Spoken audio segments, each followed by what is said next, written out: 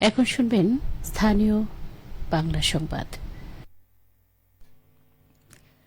আসসালামু আলাইকুম। বাংলাদেশ বেতার রাজশাহী স্থানীয় সংবাদ পড়ছি রুমানা পারভিন। ভূমিমন্ত্রী মিজানুর রহমান মিনু বলেছেন, আজকের শিশুরাই ভবিষ্যতে জাতির নেতৃত্ব দেবে। সেই প্রত্যাশা নিয়ে নতুন প্রজন্মকে খেলাধুলা ও সাংস্কৃতিক কর্মকাণ্ডে সম্পৃক্ত করতে বিভিন্ন প্রতিযোগিতার আয়োজন করা হচ্ছে। গতকাল রাজশাহী জেলা মুক্তিযুদ্ধ স্মৃতি স্টেডিয়ামে অনুষ্ঠিত নতুন কুড়ি স্পোর্টস 2026-এর সমাপনী ও পুরস্কার বিতরণী অনুষ্ঠানে প্রধান অতিথির বক্তব্যে তিনি এসব কথা বলেন। এ সময় মন্ত্রী আরও বলেন, শিশু কিশোরদের সুস্থ বিকাশ নিশ্চিত করতে খেলাধুলার কোনো বিকল্প নেই। খেলাধুলার মাধ্যমে তারা শৃঙ্খলা, নেতৃত্ব, সহনশীলতা ও দেশপ্রেমের শিক্ষা অর্জন করে। তিনি জানান, রাজশাহীর বিভাগীয় স্টেডিয়ামকে বীরশ্রেষ্ঠ মহিউদ্দিন জাহাঙ্গীরের নামে নামকরণ করা হবে। সেই সঙ্গে সেখানে আধুনিক সুযোগ সুবিধা সংযোজন করা হবে। ফ্লাডলাইট স্থাপন, টি-20 ক্রিকেট ম্যাচ আয়োজন এবং আন্তর্জাতিক মানের ফুটবল সহ বিভিন্ন ক্রীড়া প্রতিযোগিতা আয়োজনের পরিকল্পনার কথাও তুলে ধরেন তিনি। ভোক্তা পর্যায়ে ভেজাল ও কেমিক্যাল মুক্ত আম পৌঁছে দিতে প্রতি বছরের মতো এবারও ম্যাঙ্গো ক্যালেন্ডার প্রকাশ করবে জেলা প্রশাসন। আজ বিকেলে জেলা প্রশাসনের সম্মেলন কক্ষে এই সভায় সভাপতিত্ব করবেন জেলা প্রশাসক কাজী শহীদুল ইসলাম। জেলা প্রশাসনের দেয়া তথ্য মতে, আম পরিবহন, বাজারজাতকরণ ও সংগ্রহ বিষয়ে অংশীজনদের সঙ্গে মতবিনিময় অনুষ্ঠিত হবে। ম্যাঙ্গো ক্যালেন্ডার অনুসারে জাতভেদে গাছ থেকে আম সংগ্রহের জন্য তারিখ নির্ধারণ করে দেয় জেলা প্রশাসন। নওগাঁ জেলা আইন শৃঙ্খলা কমিটির নিয়মিত মাসিক সভা অনুষ্ঠিত হয়েছে। আজ সকালে জেলা প্রশাসনের সম্মেলন কক্ষে অনুষ্ঠিত সভায় সভাপতিত্ব করেন জেলা প্রশাসক মোহাম্মদ সাইফুল ইসলাম। সভার শুরুতেই বিগত মাসে অনুষ্ঠিত সভার কার্যবিবরণী ও সিদ্ধান্তসমূহ পর্যালোচনা করা হয়। আলোচনায় বক্তাগণ মাদক নির্মূল, বাল্যবিবাহ প্রতিরোধ, সীমান্ত সুরক্ষা, নওগাঁ শহরে যানজট নিরসন ও ভ্রাম্যমাণ আদালতের কার্যক্রম আরও গতিশীল করার উপর জোর দেন।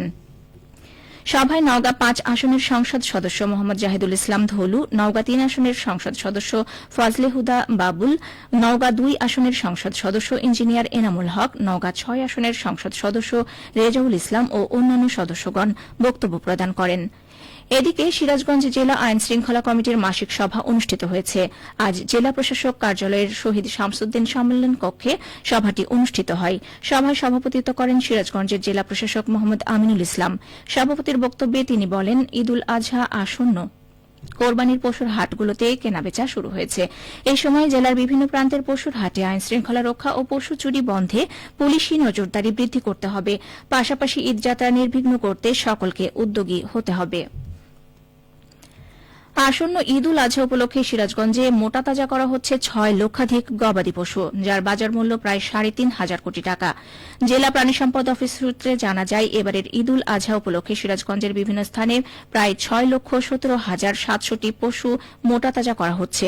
এর মধ্যে গরু 1,99,000, ছাগল 3,65,000, মহিষ 4,100 ও ভেড়া 47,724টি।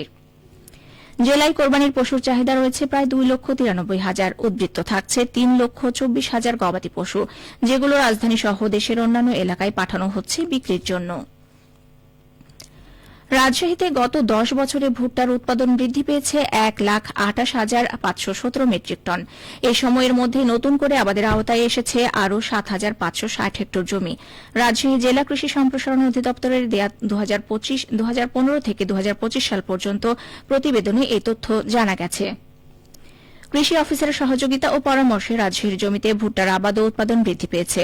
2015 সালে যেখানে 15,785 হেক্টর জমিতে ভুট্টার ফলন ছিল 96,667 মেট্রিক টন, 10 বছর পর 2025 সালে 23,345 হেক্টর জমিতে উৎপাদন হয়েছে 2,25,184 মেট্রিক টন। রাজশাহী জেলা কৃষি সম্প্রসারণ অধিদপ্তরের উপপরিচালক মোহাম্মদ নাসির উদ্দিন জানান, ভুট্টা চাষে আগ্রহ বেড়েছে কৃষকদের। এর অন্যতম কারণ রাজশাহী সহ আশপাশের জেলায় গবাদি পশু ও মাছের খাবারের জন্য একাধিক কারখানা গড়ে উঠেছে।